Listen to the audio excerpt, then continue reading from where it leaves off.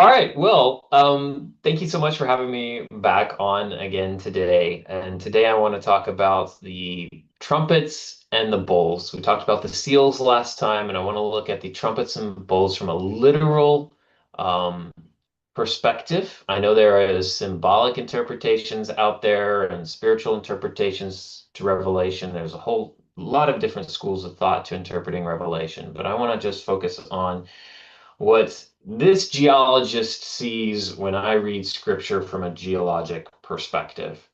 Uh, the words that jump out to me, and I can associate them with geologic concepts, right? And so I'm gonna just very briefly touch on some of the Hebrew words that jump out to me as a geologist. But first, I want to talk about Revelation's message. I believe that the main point of the book is its central message of fear God and give glory to him, for the hour of his judgment is come, and worship him who made heaven and earth, the sea and the springs of water. And that's the first angel of Revelation 14:7. And it's all focusing about getting us to come and worship our Creator. And so the Revelation's second most common word, actually, after Theo, after God, is the word G, right? It's the root of the word geology, and it is translated as earth. So geology is the study of the earth. If we were to translate the Greek geologos, right, from that into our English understanding, it's the study of the earth. And so, after God and after God's character being the primary focus of the book of Revelation, theology, right? The second most is how he exhibits that character on earth, right? And his power over creation.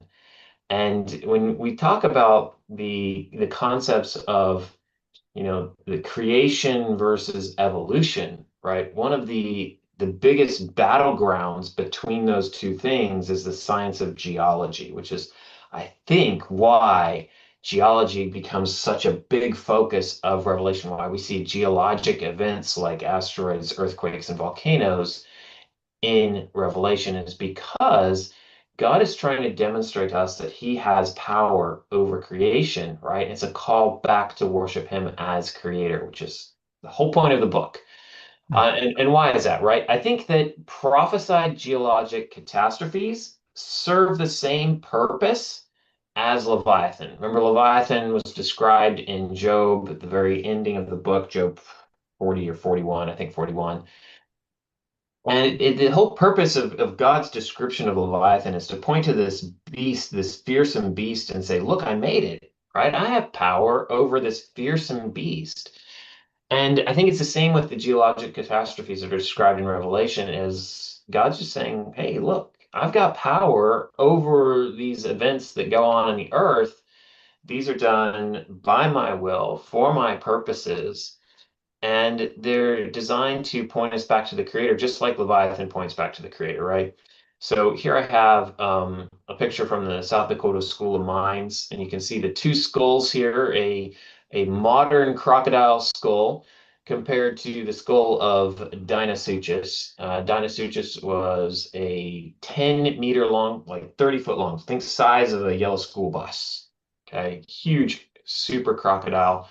And dino, of course, same word as dinosaur, meaning fearsome or terrible. But instead of saur, meaning lizard, we have suchus, meaning crocodile. So this is a fearsome crocodile, which is exactly what Job describes, right? He describes a fearsome creature whose armored plates, and we know that, this creature had bony plates.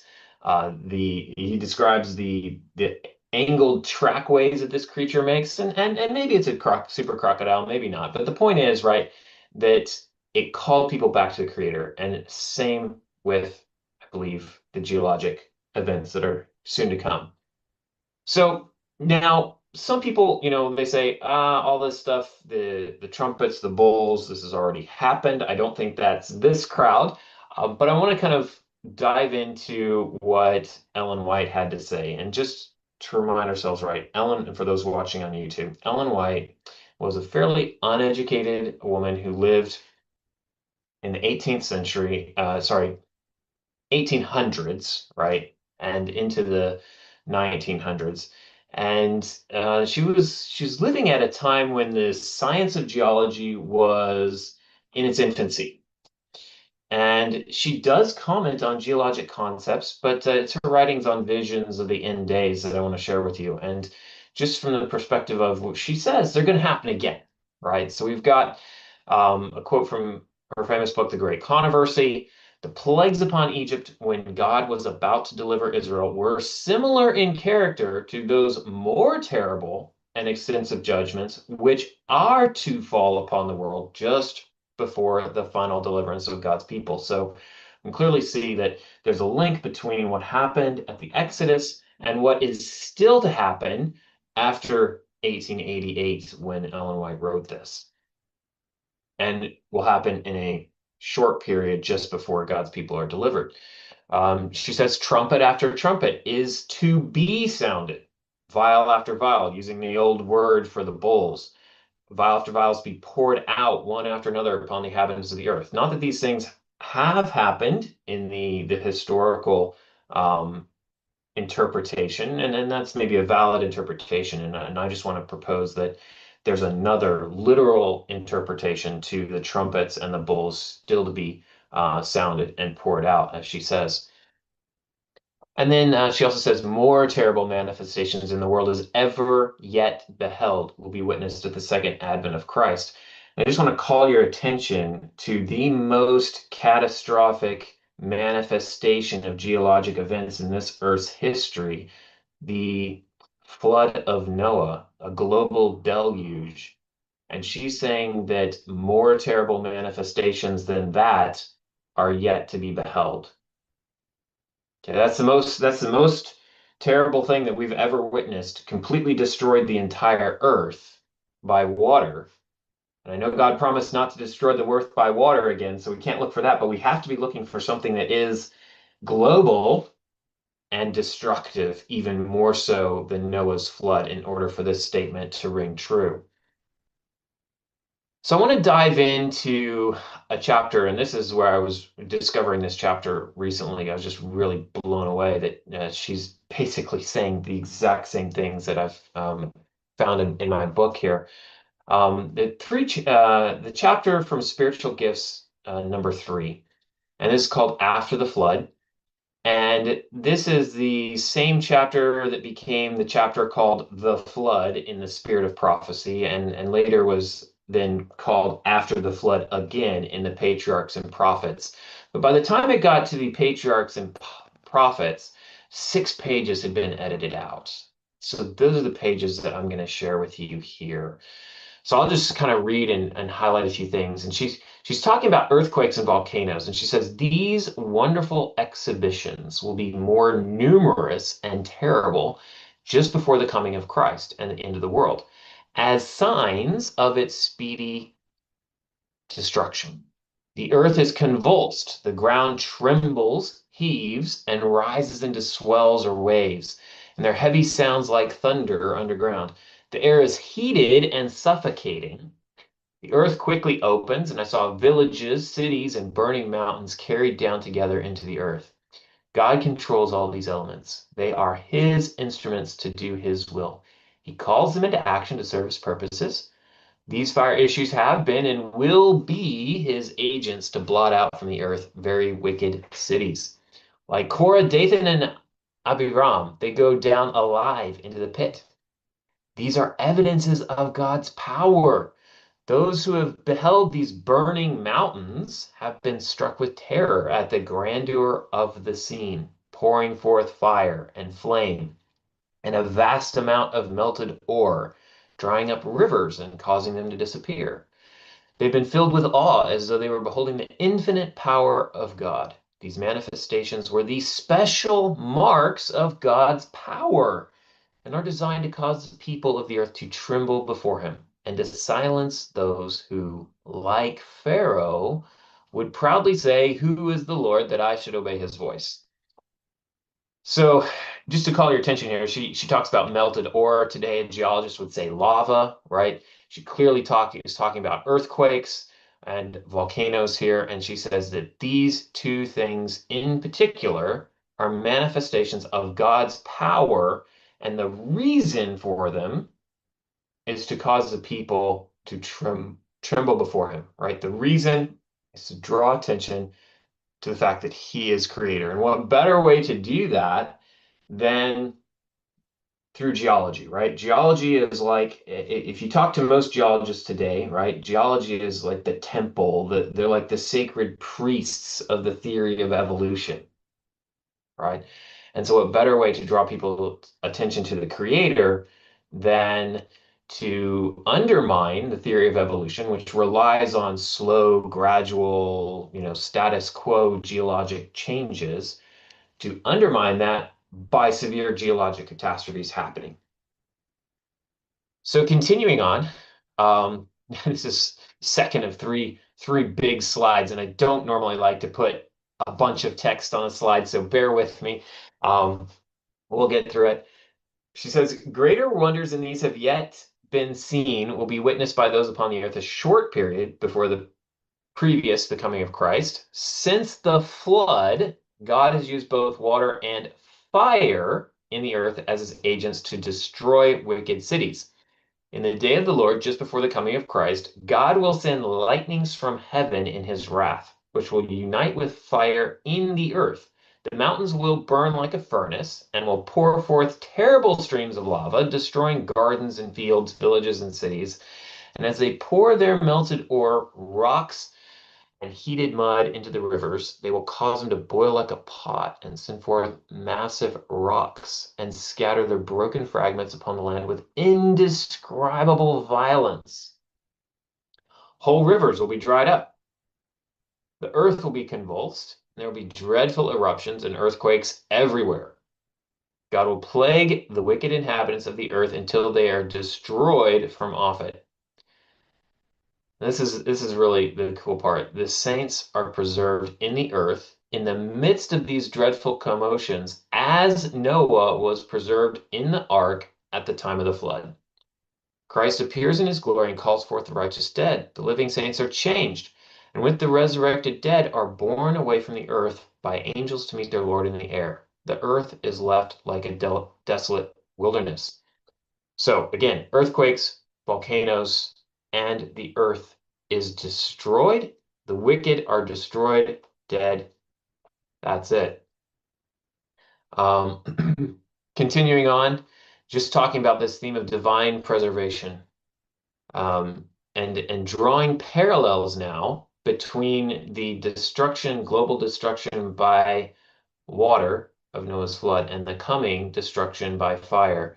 And I want you to note the scale of the destruction as we read.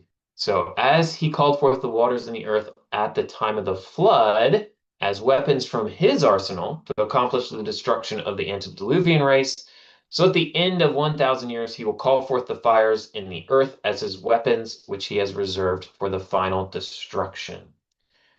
Not only of successive generations since the flood, but the antediluvian race who perished by the flood. This means that there's going to have to be a resurrection of the wicked, right? When the flood of waters was at its height upon the earth, it had the appearance of a boundless lake of water.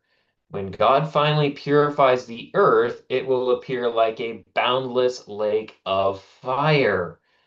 As God preserved the ark amid the commotions of the flood, because it contained 8 righteous persons, so he will preserve the New Jerusalem, containing the faithful of all ages, from righteous Abel down to the last saint which lived.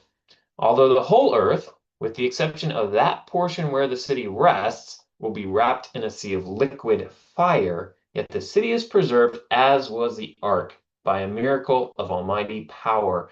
It stands unharmed amidst the devouring elements. So this is just, I really like this because it really highlights the fact that there will be a geologic catastrophe, a global geologic catastrophe, but as God promised to not destroy the world by water, this will be by fire instead. And the New Jerusalem, it will be a greater destruction, than the world of old, the antediluvian world, but it will be a greater preservation as well, because instead of just preserving the eight in Noah's Ark, he's got the New Jerusalem, which we know is huge, right? If you go and look at the measurements of it, it's huge, and it's preserving all the faithful of all ages, which is just amazing to see these parallels. But I really want you to see that the lake of fire is global in scale. So her key points, trumpets and bowls are similar character to the plagues of Egypt. The reason for geologic catastrophe is to point humanity back to the Creator. And I will go into this a little bit more, I haven't yet, but Earth's crust was broken since Noah's flood. That undergoes future extensive rifting. I'll talk about extensional rifting and extensional stresses and geology in a moment and explain that to you guys. She talks about terrible earthquakes, volcanic eruptions, and she mentions suffocating air everywhere. Okay. Then we have Yeshua returns, rescues the faithful. Earth is left a desolate wilderness for 1,000 years. And at the end of that 1,000 years, the New Jerusalem, it descends and becomes a refuge while Earth is wrapped in a global sea of liquid fire. And then we know from Revelation that after that literal hell on Earth, that John says, now I see a new heaven and a new earth. So that's the end of the story we're looking for. Of weakness that can be reactivated. So in my thesis, what I studied was not only did you have the mountains kind of getting pushed up, but afterwards they kind of relaxed a little bit and began to kind of slide back down and collapse just a little bit. Okay. And so that's what we call extension and rifting. So you have two kind of stresses in the earth that compressional stress in which the mountains are pushed up and pushed together. And then, at least in Wyoming, they've started to relax a little bit.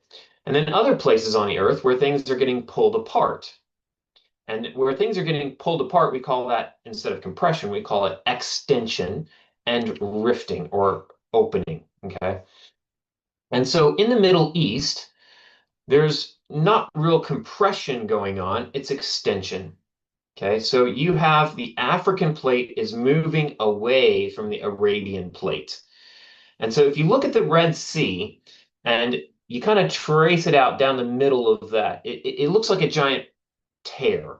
And it is a tear, it's a rift. And you can see how one shoreline, the wiggles in it, parallels the wiggles on the other side, the other shoreline, because those were originally together and they've been ripped apart. Okay.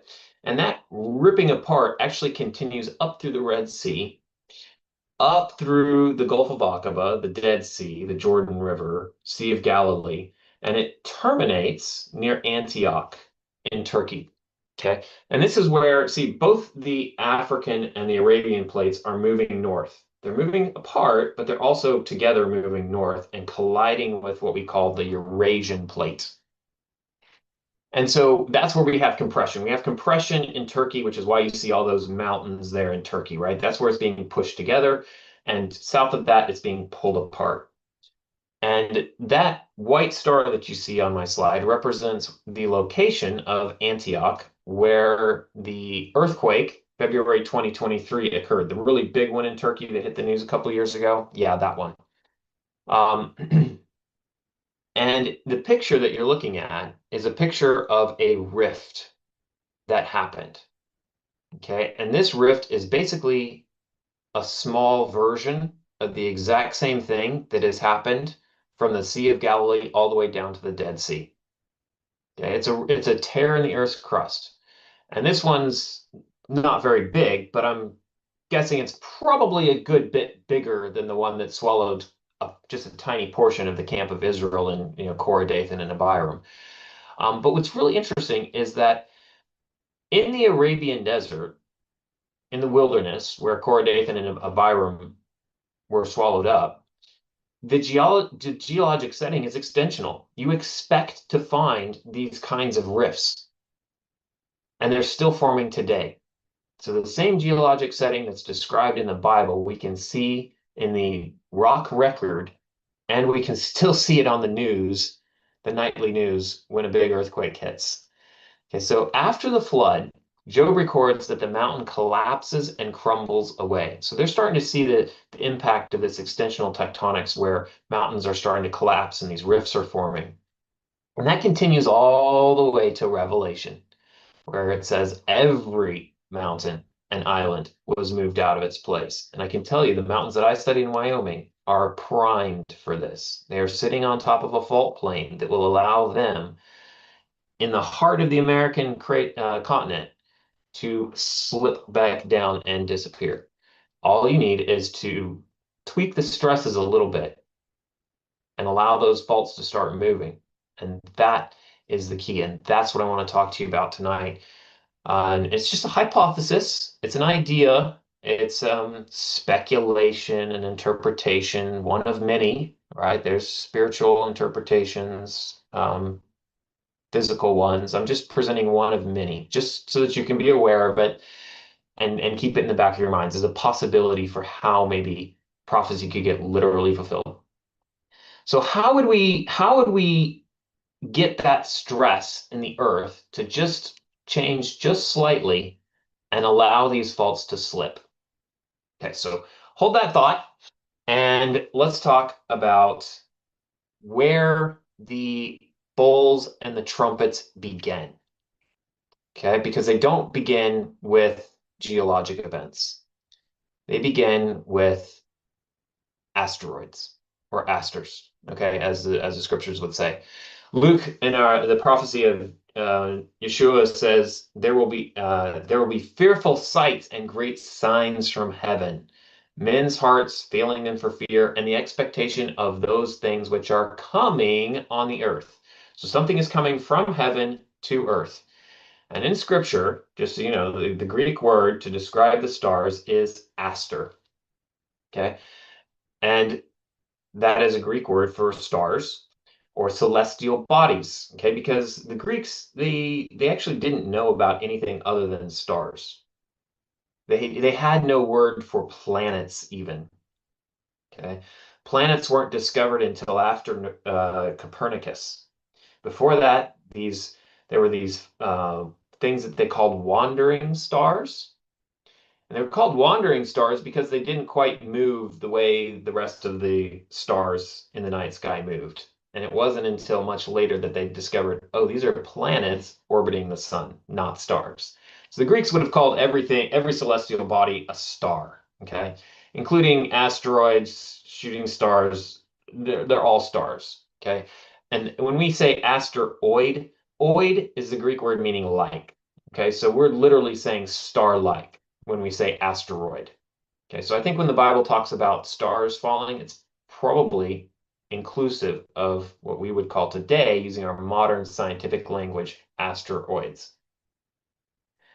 So three of the seven trumpets, and particularly the ones more at the beginning, predict impacts. So in the second trumpet, you have a great mountain burning with fire. The third is a great star fallen from heaven, burning like a torch, or a great aster. And the fifth is another aster fallen from heaven to earth. Okay, so just like I presented last week about how the seals are a chain of consequences, the seals, however, beginning with a consequence that it is due to humanity's greed, right, warfare, and continuing from there. These, I think, the seven trumpets and bowls are more of a natural chain of events. And I think they begin with some of the first trumpets and bowls, which are asteroids, causing something geologic on Earth. Okay, so here we have the heavenly moving something on Earth. Of course, there are many additional references to stars falling. I won't get into all of those. So I just want to propose this idea as a hypothesis, as an idea. Are asteroids the key to unlocking the geologic events, right? Told that the star in the fifth trumpet is given a key. The star is given a key. Is that the key to understanding what's coming? So now, along with maybe a bunch of asteroids hitting the Earth, and at least three of them do, according to Revelation. Is it possible that maybe something else happens? Maybe there's some asteroids that actually miss the Earth. And what would the effect of that be? See, you don't actually have to even hit the Earth to cause geologic events on Earth. And case in point, the our moon, right, because of its gravitational pull on Earth, creates tides in the oceans. Well, it also creates what are called Earth tides. They're not as pronounced because the Earth moves more slowly, but the moon actually does, because of its gravitational pull, it actually does deform the Earth in a daily rhythmic pattern, just like it pulls on the sea to cause tides. Okay, so if the moon, because of its gravitational pull, can create geologic events on Earth, in other words, deforming the crust of the Earth slightly, then a near miss of an asteroid or a rogue planet or something like that could do the same. So that's what I want to really focus in on here. So if something gravitationally affects the Earth, what could happen? And I think the prophets kind of give us some clues to that. So I've highlighted a few words on here, and you'll notice that the word in yellow, shake, and there's another word in green, shaken, and another word in brown, shaken exceedingly. They're all shake in English, but they're all very, very different Hebrew words. And as a geologist, when I went into and I started looking at what these words actually mean, as a geologist, I was just blown away. I was like, wow, these words actually mean something. The original Hebrew means something geologically. So the first verse from Isaiah I want to share is Isaiah 13:13. It says, "Therefore I will shake the heavens, and the earth will move out of her place." And the word there in Hebrew is ragaz, and yes, it does mean earthquakes. So how do you have earthquakes in the heavens? This has always been a question of mine, right? It doesn't make sense. How do you shake the heavens in a literal sense? And then Isaiah says the foundations of the earth are shaken. The earth is violently broken. The earth is split open. The earth is shaken exceedingly. Here we see a explicit reference to the earth being split open, which again tells us that the earth as a whole now is undergoing extensional tectonics. So these other words, the green word is actually the Hebrew word ra'ash.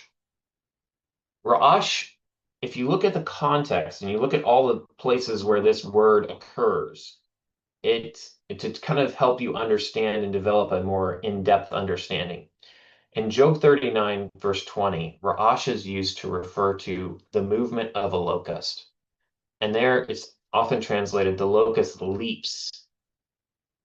Okay, so every other place where we're thinking and using this word in the green, we could be thinking the earth is leaping out of her place. The foundations of the earth leap, right? A locust is in one place, you startle a locust, and suddenly it's in another place, right? That's potentially what this word could be telling us. And then the word that is in brown is actually the word molt. And in Psalm 17, verse 5, you probably are all familiar with this verse. As soon as I start saying it, you'll know it. Uphold my steps in your paths, that my footsteps may not slip. So this word is not shaken, it's slip. Okay? And it's describing a foot moving in a pair of sandals, right? It's slipping, which is exactly how, as a geologist, I would describe movement on a fault is slipping, right? Just like a foot slips across a pair of sandals.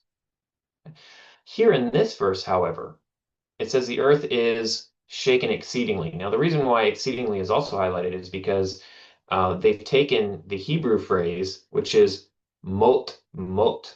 Okay, they use the word mot twice. And when you see that, the Hebrew word used twice, it means that it is doing that thing to perfection or to completion. So when the Hebrew, you'll see the English phrase, right? Perfect peace. In the Hebrew, it's not perfect peace. In the Hebrew, it's shalom, shalom. They just repeat the word twice.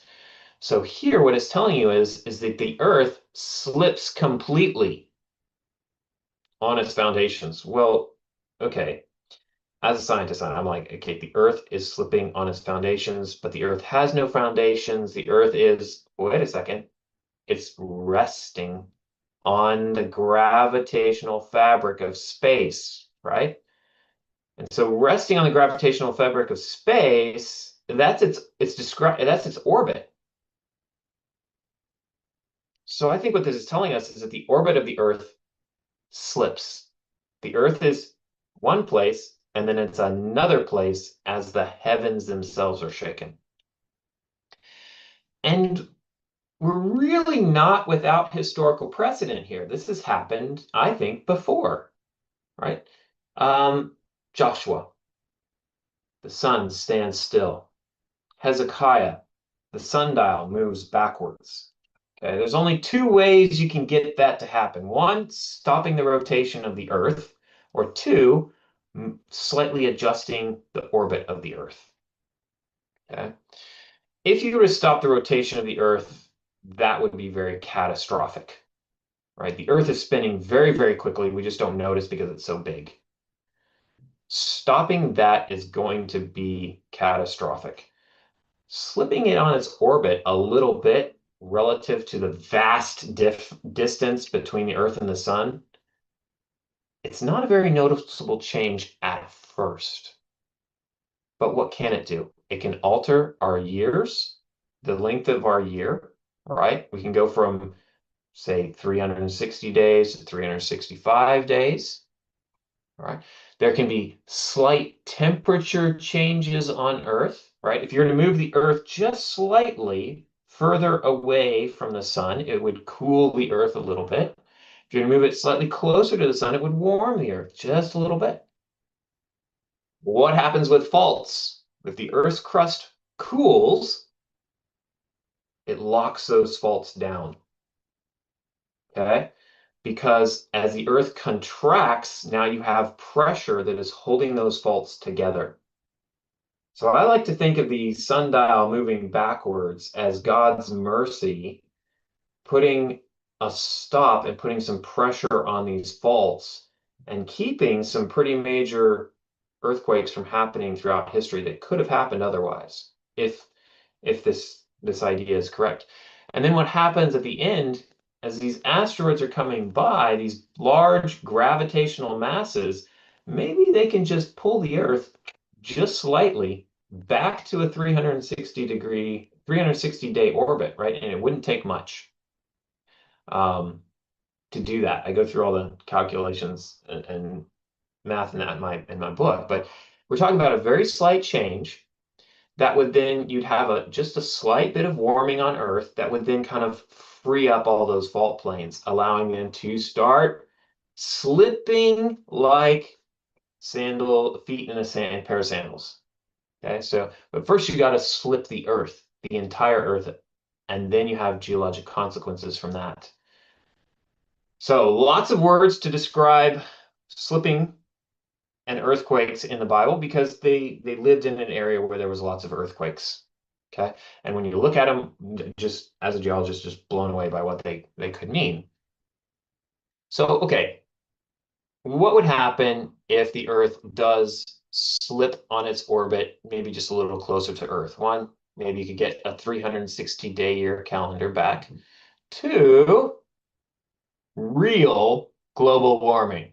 Okay, not the stuff that, they talk about today, in model and it's in the news and we gotta, keep reduce the number of cows and feedlots and the number of cars and right. I'm not talking about that kind of global warming. I'm talking about serious end times consequence of natural disasters, right? God showing his power over Earth.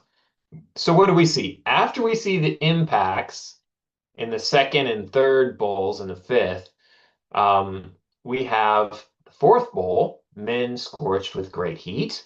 And the sixth bowl, the great river Euphrates, and its water was dried up.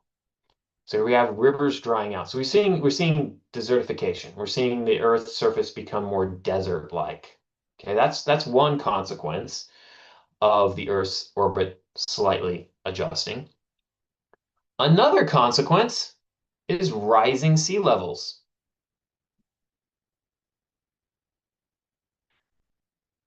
So if the Earth were to move just slightly closer to the sun,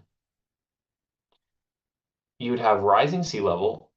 The polar ice caps, the glaciers, would melt. Not only would the ice melt, but as the water in the oceans warms, it expands because we know that things expand when they get warmer. Okay. So you have thermal expansion and melting ice. And here's where it gets really, really fascinating. If all the ice in the polar caps were to melt, okay, what would happen to global sea levels is they would rise by about 70 meters. Okay. The highest point of the Jezreel Valley, the valley that extends from Mount Carmel between the Mediterranean Sea and Mount Gilboa, right as it drops into the Dead Sea Jordan River Valley, the highest point in that valley is 60 meters.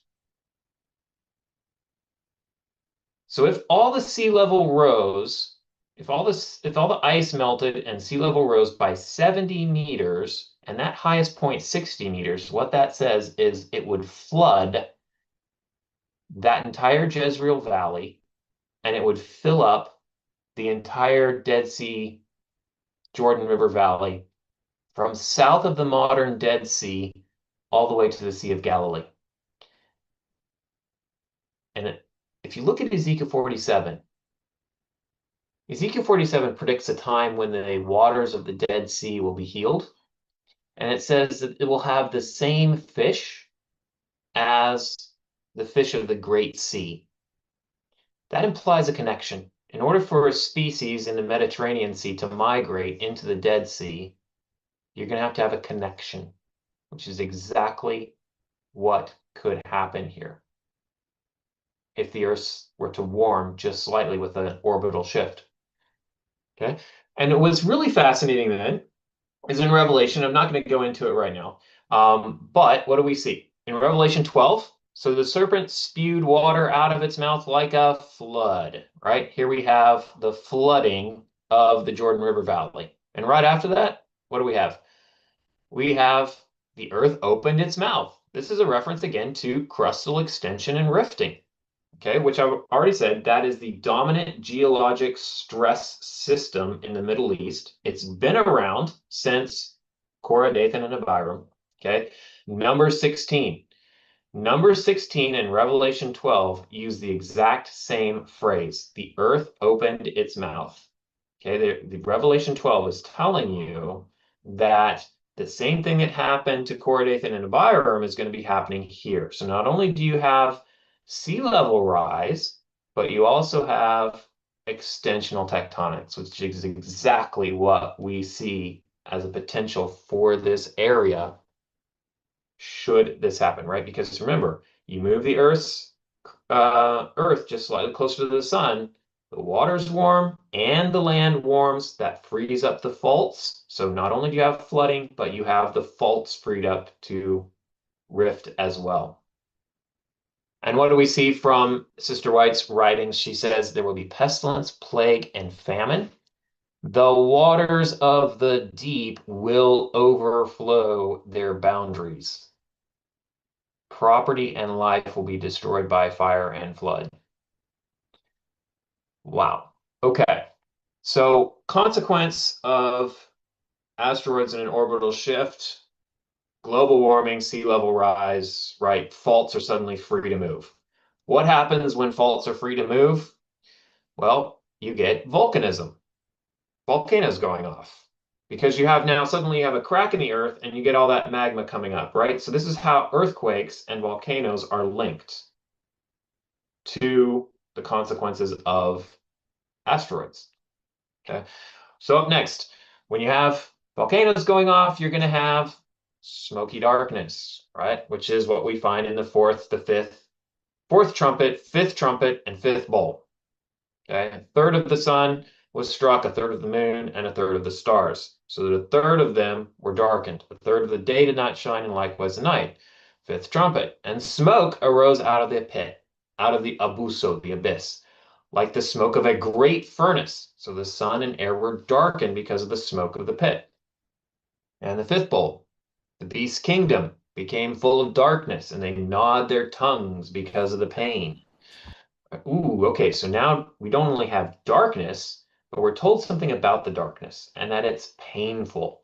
There's something in the darkness that is painful. And this calls back to memory, what Ellen White said about the suffocating, heated air, right? And how do you get that? Well, it's not just an eclipse, right? An eclipse does not create painful darkness.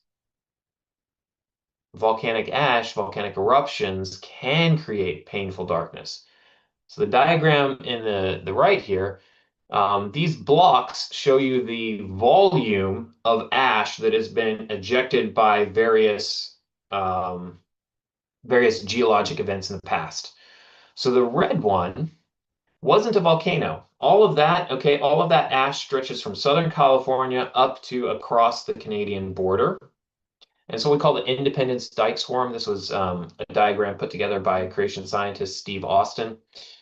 And so that Independence Dyke Swarm in Southern California is basically where you just had a bunch of cracks opening up, spewing out volcanic material. Not actual mountains, not actual volcanoes, just spewing forth ash. Okay, these are what we call dike swarms. A lot of ash. You have in the orange and in the tannish color, those are both two different eruptions of the Yellowstone mega caldera. And the ash covered most of the western United States, right? And then in this little gray streak here, okay, that is the what was covered by ash from Mount St. Helens in 1980. Small potatoes. Okay. So we're talking about ash in the atmosphere on a scale bigger than any of this. We're talking on a scale where the sun gets blocked out, the moon and stars get blocked out on a global scale. We're talking a lot of ash in the atmosphere. Okay. And, Revelation isn't really the only place where volcanism is talked about or the effects of volcanism are talked about. It goes all the way back to Exodus. Exodus is the first place that talks about this darkness that isn't just darkness that's seen, but darkness that is felt, right? The painful darkness that's felt in Revelation. Here we have in Exodus describing the plagues, darkness which may even be felt. Same Hebrew word again is used in Joel and Zephaniah to refer to the darkness of the day of Yahweh. Joel and Zephaniah use the exact same phrase. They say a day of darkness and gloominess, a day of clouds and thick darkness. Okay. And the language in the Hebrew words that are used in this prophecy of the very last day of judgment come from the language in the Psalms and Torah to describe Mount Sinai. So in Psalms 97, it says, clouds and darkness surround him. A fire goes before him and burns up his enemies round about. His lightnings light the world. The earth sees and trembles. The mountains melt at the presence of Yahweh of the whole earth. So here we have mountains melting. Okay, that's volcanic. Earth sees and trembles. That's the earthquakes. With volcanic eruptions, you also have something called volcanic lightning. So as lightnings light the world, right? So this is a description of the events at Sinai. And I won't go into more detail, but just want to draw these parallels for you and show you that these events, while they're not stated as a modern geologist would, right? You don't see the word volcano show up in the Bible. That's a modern word. What is described is the consequences of volcanic eruptions and the things associated with volcanic eruptions. And so at the end, then there's hope. There's hope for all of this, right? It doesn't have to be dark and scary. Ezekiel says, so I will seek out my sheep and deliver them from all the places where they were scattered on a cloudy and dark day. So the very last day is going to be one full of ashy, volcanic, painful darkness, right? And God's the creator's sheep, the remnant are delivered out of that. Okay, so how do we tie this back, right? So to get volcanic ash, you have to have, and the kind of ash on the scale of revelation that we're talking about, you have to have crustal extension releasing pressure on all those faults worldwide. Okay. So as the crust starts to expand, it releases pressure. All those cracks start opening up. So you've got rifts and fractures opening up, allowing all this volcanic eruptions to increase. Okay. Here's a picture of a crack opening up in Saudi Arabia in 2018. This thing, not very wide, wide enough to maybe swallow Cora Dathan and Byram, but very long, 28 kilometers long, right? Just to show that this is something that happens in that area fairly regularly. And then when you crack the Earth's surface, what happens? You get magma rising up through. Sometimes that will result in a volcano. Sometimes it just like a sheet flood just comes out and just covers the landscape, and you don't have a mountain, built up, a volcanic mountain built up. But either way, you're going to release a lot of lava and volcanic ash as these cracks open. But we don't need to fear, right? Psalms 46 says, therefore we will not fear, even though the earth be removed and the mountains be carried into the midst of the sea. Well, that word be carried is actually our friend molt again. Okay. Slip. So the mountains will slip into the midst of the sea. And I'm showing this diagram again, just this block diagram that I used in my thesis. I'm showing that again just to remind you that the mountains are primed for this movement, this slipping. They're brought up. You've got this huge mountain sitting on this fault, right? And gravity wants to pull that back down. The only reason it's not is because of the stresses in the earth that are still holding that mountain up. But you remove those stresses, and those mountains are going to collapse, right? So it's actually not much of a stretch of the imagination to say to this mountain, be removed and cast into the sea, and it will be done. It's primed, it's ready to go. And so Jesus is telling us that we're going to be able to speak to mountains, and this is what's going to happen, right? Every mountain and island was moved out of its place. And I firmly believe that when it says every, it means every. Then every island fled away. Okay. The islands that we see around the world today, they are mountains in the sea. And all you're seeing is the tip of the mountain. And underneath those mountains is the fault, primed and ready to slip again and collapse. Every island is a mountain. The mountains on land are underlain by faults. They're all primed. They're all just waiting there to be released. So again, do we think this is coming again, or these prophecies have already been fulfilled? Well, when we look at Jerusalem, right, and the prophecy that Yeshua gave, it says, the days will come in which not one stone shall be left upon another that will not be thrown down. And I've got a little picture of the trumpeting stone here from the very corner of the temple and Temple Mount, and that was thrown down, right? We know the temple was thrown down, so was this fulfilled?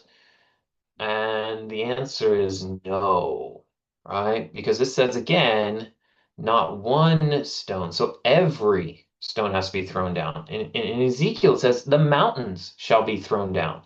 So if the mountains are thrown down, why wouldn't we expect that the rest of the stones in Jerusalem to also be thrown down, right?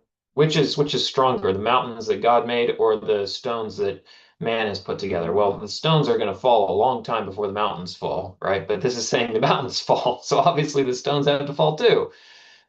Ezekiel goes on to say, the steep places shall fall, and every wall shall fall to the ground. So if every wall falls, then that includes the western wall, which means, again, the prophecy related to Jerusalem's destruction has not been fully fulfilled because every wall has not fallen. The western wall is still there. You can go see beautiful Herodian stones, put your hands on them, one on top of another, in that western wall at the Temple Mount, right? The temple was removed, but not every stone. So Ellen White again says the Savior's prophecy concerning the visitation of judgments upon Jerusalem is to have another fulfillment, of which that terrible desolation was but a faint, faint shadow. Not much of a comparison, if you ask me, geologically speaking. So at the end of the 1,000 years, right, which mountain is it that falls? And the Mount of Olives shall be split in two. The Mount of Olives is about less than 2 kilometers from the Temple Mount. It's right next to it. I mean, I think it would take probably about 15 minutes. I've made the walk before from the Temple Mount up to the Mount of Olives. It's not a long distance. So if the Mount of Olives collapses, we're talking about every stone in Jerusalem also collapsing, right? If it even makes it that long, because we're talking about the end of the 1,000 years here. And what do we see then? Right in Revelation, then we see the holy city, New Jerusalem, coming down out of heaven from God, prepared as a bride adorned for a husband. And I heard a loud voice from heaven saying, behold, the tabernacle of God is with men, and he will dwell with them, and they shall be his people. God himself will be with them and be their God. So the tabernacle of God is the New Jerusalem. It's the new Noah's Ark 2.0. It's where all the saints are preserved from all ages, from righteous Abel down to the very last living saint, right? As the earth is destroyed by a lake of fire at the end of the 1,000 years, and the devil who deceived them was cast into the lake of fire and brimstone. Death and Hades cast into the lake of fire, and anyone not found in the Lamb's Book of Life cast into that lake of fire. And remember, it's a global lake of fire.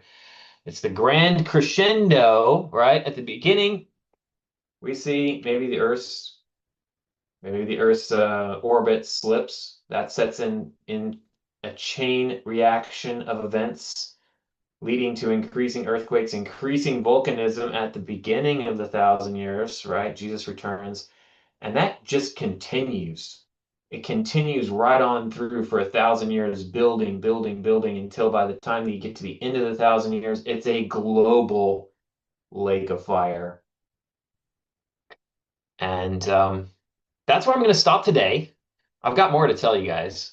Um, but Sandy said I could do a quick plug for my book. So here it is. It's called Revelations Geology. And you can either take that link there, remnantrendezvous.org, or you can just grab the QR code there with your smartphone and it'll link you directly to my website. And but I'm looking forward to like actually, talking with you guys more about this and hearing your feedback as well. So